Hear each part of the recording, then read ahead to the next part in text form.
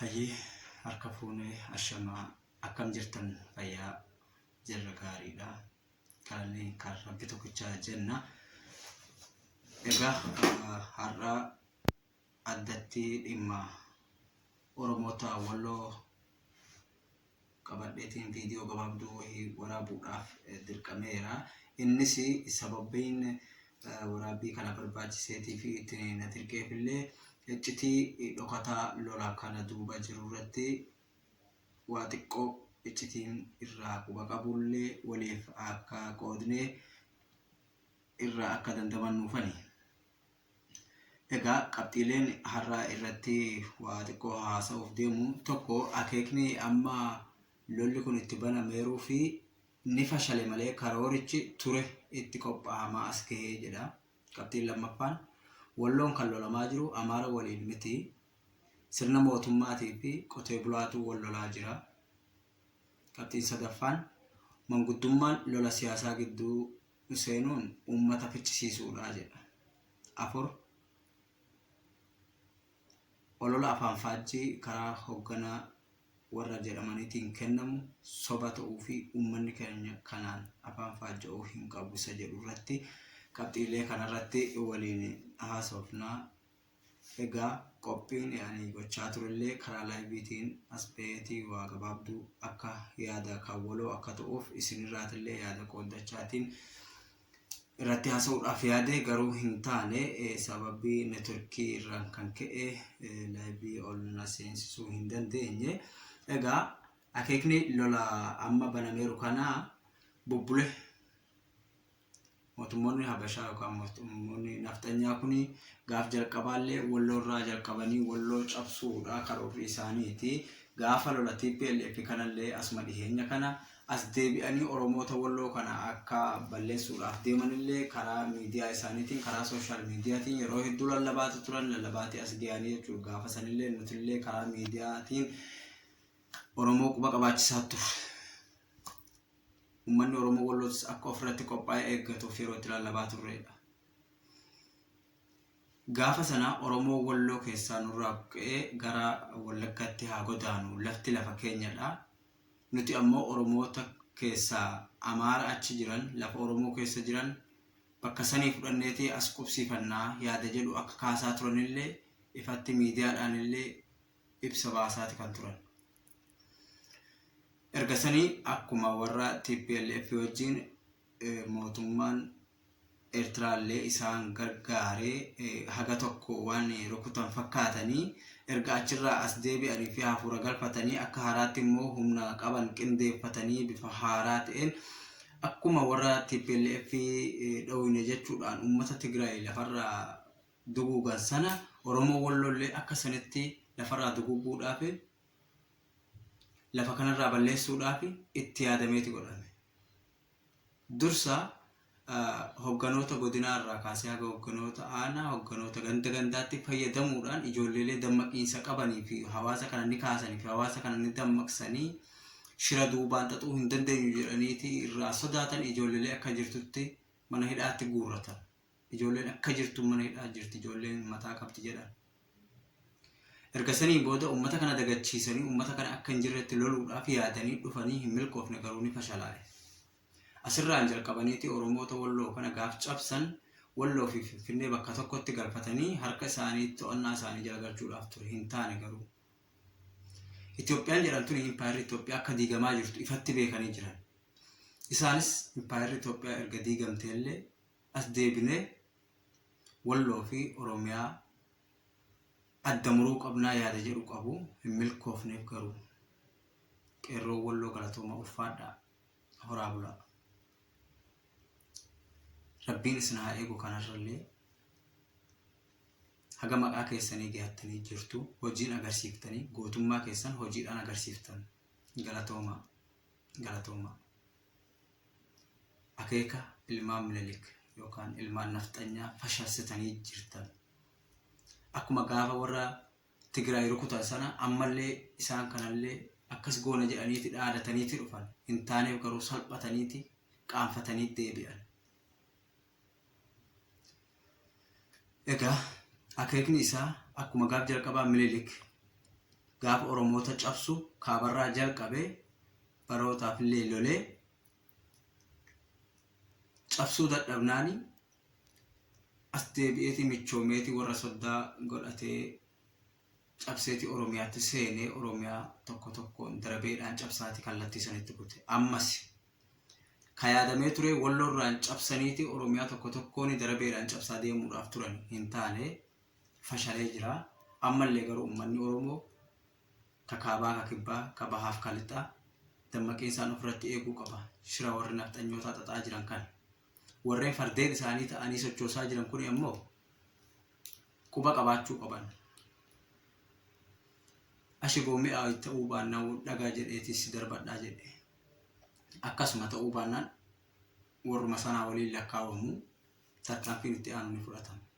Saniin duratti garuu Oromoon of qopheessuu qaba, quba qabaachuu qaba. Karoorri nafxanyoonni qabanii kanuma Minilikgaaf duraa qabatee as baheessanii fi Oromoo keenya ittiin cabsee gabrummaa haga har'aa kan dhaalchise kana sanuma lafa Oromoo kanarratti ammallee isaanumatu abbaa ta'uudhaaf yaada abjuun taane abjootaniiti. Hin milkaa'u garuu yeroodhaaf shirri xaxan kuni nu dhadhamaasuu mala waan ta'eef wareegaman taane kafalchiisuu deema waan ta'eef wareegaman taane kafaluudhumaan duratti halaalatti ofirraa faccisuu qabna, ofirraa qolachuu qabna waan ta'eef uummanni Oromoo ka kaabaa ka kibbaa ka bahaa ka lixaa dammaqiinsaan eeggachuun nurraati eeggamaa. Waa'ee Walloon kan lolamaa jiru eenyu waliin isa jedhuu fi egaa handhuurri isaatii fi bu'uurri lola kanaa finxaaleeyyii Amaaraati beekamaadha. Warreen leellistoota sirna nafxanyaati. Ta'ellee garuu sirna mootummaatiin deeggarameeti uummanni Oromoo kuni qotee bulaan Oromoo Walloo kuni kan lolamaa jiru sirna mootummaa biyyan bulcha jedhu fi dabalataan mootummaa abbaa irree Eertiraa hagaragaadhaan illee keessatti qabatamee waraqaa eenyummaa faana qabamee akka harkaa qabnutti kan lolamaa jirru Oromoo Walloo kan lolamaa jiru finxaaleeyyii Amaaraatii fi sirna mootummaa Bilxiginnaa akkasumas mootummaa abbaa irree Eertiraa waliin lola kan gaggeessaa jiru. Akkasitti of quba qabaadhaa. Oromoo Walloollee wanni ofitti gammaddaniitii fi haamilee isiniif ta'uu qabu wareegama kafaltanii jirtanii jaallan keenya hedduun nurraa wareegamanii jiranii ijoolleelee wareegaman kana Rabbiin jannataan haa kananiisu. Lubbuu isaanii Rabbiin jannataan haa kananiisu. Warreen madooftanii bakka itti yaalamtanillee dhabdanii rakkachaa jirtan madaa keessan madaa saree Rabbiin isiniif haa godhu. Rabbiin isin faana haa ta'u jenna. Egaa lola hamaa kana keessatti finxaaleeyyii Amaaraa mootummaa Biltsiginnaatii fi mootummaa Isaayyaas Afeworqiitiin deeggaramee lolli Oromoo Walloo qotee bultoota irratti baname kuni Oromoo Walloo hin jilbeeffachiifne. Seera itti bitee adaba itti godheeti ofirraa deebisaa jira. Kuni eenyummaa fi gootummaa Oromoo Walloo agarsiisa. Galanni keessan bilisummaa haa ta'u jenna. Waan nama dinquudha. Seenaa adda hojjettan. Seenaa addaa hojjettan. Qotee bulaan yeroo humna sadii yeroo tokkotti akka hin taane godhee salphisee yeroo ofirraa gaggeessu kanaa ol wanti nama boonsuu hin jiru. Wareegama kaffaltanillee ijoollee hedduun isinirraa wareegamtullee garuu seenaa bara baraan yaadatamuu fi seenaa addunyaadhaaf fakkeenya ta'u seenaa addaa hojjettanii jirtan. Galatoomaa ulfaadhaa. Kuni kanaan osoo jiru manguddummaa jedhanii socho'uun abjuudha. Manguddummaan Hasan Ahmetiif hin taane wareegaman taane nu kafalchiise. Kanaaf manguddummaan lola siyaasaa gidduu seenuun uummata ficcisiisuun alatti hiika biraa hin qabu. Ammatti manguddummaan ni barbaachisa jedhee qaamni socho'u yoo jiraate yoo dirqama ni sochoofnaa manguddummaadhaan walitti finna jedheeti deemu yoo jiraate inni kan kaabinummaa keessatti umrii fixateedha. amma sadarkaan inni itti jiru sadarkaa kaabinummaati wajji walgituu baanaan manguddoo fakkaate as bahaa jira yoo hin ta'iniin alatti manguddummaan ummata keenyaa fi mootummaa kana gidduutti barbaachisu hin jiru. Kanaaf maaloo ataraa oromummaa ataraa namummaa warreen manguddummaa jettanii gidduutti deemaa jirtan osoo hin beekni yoo ta'e beekaa quba qabaadhaa. Manguddummaa yaada jedhu yeroo kaastanii seenaa san ammee of duuba deebi'aati yaadadha. Yoo hin beekne gaafadha. Seenaa Jeneraal Waaqoo Guutuu gaafadha. Yaadadhaallee hin barbaachisu. Manguddummaa waan jedhu achi kaa'aa. Madaa keenya kaleessaallee nutti hin kaasina. Kana fakkaata. Gama kaaniin gama hoogganaa godina ofiin jedhanii afaan memmi'eeffachuun ni jirti, mul'achaa jirti. Akka waan mootummaa naannoo Amaaraa kanaa wajjin waliigaltee hin qabnee isaan. Inuma hoo yeroo tokko tokko akka waan isaaniin hin amaniitti sobadha garuu. Boorutti deebi'anii asuma deebi'anii uummatuma kana akkamitti bulchina yaada jedhu waan qabaniif har'a beekaatti sossobaate akka waan isaanii wajjin illee wal mormii qabaniitti fi wal dura dhaabbannaa qabanii mootummaa naannoo Amaaraatu nu rukute kana asii achi mil'achuun hin taatu. Jalqaba wanti kun akka dhuftu duratti itti himaa turre. Shanee adamsina jedhaniiti ijoollee sabboontota gaafa ganda keessa ari'anii fi ijoollee gara gaaraatti gaafa godaansisan akka mootummaan naannoo Amaaraa kun isaan hin baasneef deebi'ee boodatti Oromoota Walloo kana akka hin taane irratti seenaa hin taane akka galmeessuuf jiran itti wayiwaachaa turre, itti himachaa turrellee. Nu dhiisaa yaabboo wayiwaachaanii turre. As deebi'anii nu lolaa turan, nu adamsaatti turan isaanuma waliin. Har'a sobaati beekaati akka waan isaanii wajjin hin jirreetti fakkeessan malee isaanumatu waliin jirallee. Isaanumatu harka guddaa keessaa qaba. Kanaaf hoogganni godinaa keessaa harka hin qabu. Har'a miidiyaa OBN as bahee isaaniin lolaa jira. Tasuma hin taatu. Goobanummaa caaludha. Shirri hooggantoonni godinaa keessattuu nurratti xaxaa as bahanii fi haga kana opereeshinii hamma kana gohu duriirraa kaasee gaafa jalqabu akkamitti dammaquu dhaban.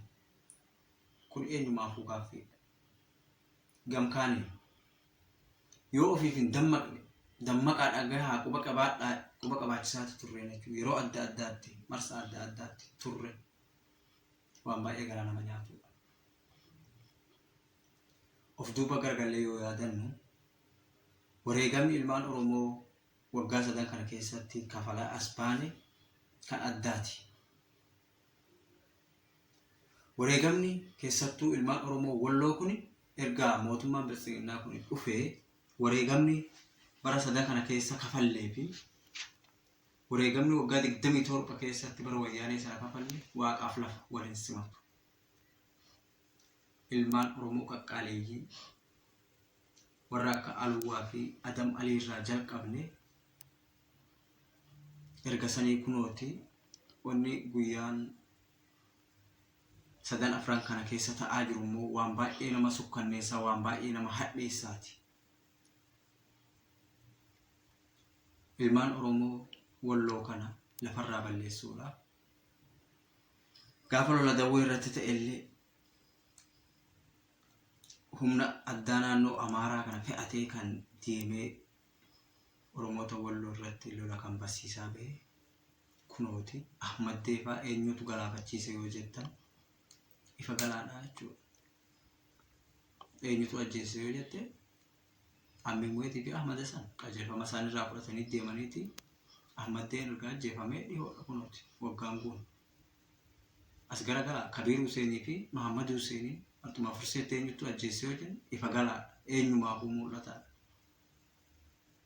Lollishiin ammaa tuni xiqqoo jabaatee Oromoo Walloo ofirraa hadhaa'ee ofirraa deebisnaani as garagalanii akka waan mootummaa naannoo Amaaraa wajjin hin jirreetti fi harka keessaan qabneetti yeroo itti xibaaraa jirantu jira. hin taatu. Sobadha kun jechuudha. Akkasuma lolli kun gaafa banamu warra Amaaraatiin bifa kanaan baname humni addaa naannoo Afarii illee itti jira jechuudha. Humni addaa naannoo Afarii guyyaa har'aa kanatti gaafa Xaayee Irraanii fi naannoo Shawaroobii Kamiseedhaan ana jillee dhimmuugaa guutuutti gaafa waraanni humna addaa to'ateetii fi keessa gulfaa jiru kanatti aanaa Baatee Irraan immoo humni addaa naannoo Afarii kunooti garaa garpaatii seenee akka hin taanetti waan jirre sochoosaa jira. Egaa akkuma walii galaatti dhaamsi ani Oromoota biyya keessaa biyya alaa jiraniif dhaamsi ani qabu yoo jiraate mootummaan hagamuu afaan sossobatu afaan mimmi'eeffatu araarri nuti mootummaa waliin qabnu yookaan nuti banneeti yookaan inni badeeti. Wal balleessinu malee waliif hin tollu. Gabaabumatti wal balleessinu malee waliif hin tollu. Sirni mootummaa nafxanyaa kun badu malee waliin deemnee jiraachuu wanti jedhu abdatamuun hin taatu. Saniif immoo wareegama kafaluun dirqama. Tokkoon ilma Oromoo adara Oromummaa adara namummaa wareegama hadhaa adda addaa kafalaa jirra. Haga wareegama lubbuutti kafalaa jirra. Wareegama qeerroof qarreetiin wareegama ummataatiin akka hin qoosne tokko taanee harka wal qabannee socho'uu qabna. Tokko taanee harka wal qabannee waraan bilisummaa Oromoo jabeeffannee cinaa dhaabbannee waraan bilisummaa Oromootiin alatti furmaanne tokko hin jiru. Addi bilisummaa Oromoo akkuma waliin agarru shira adda addaa xaxaa jiran.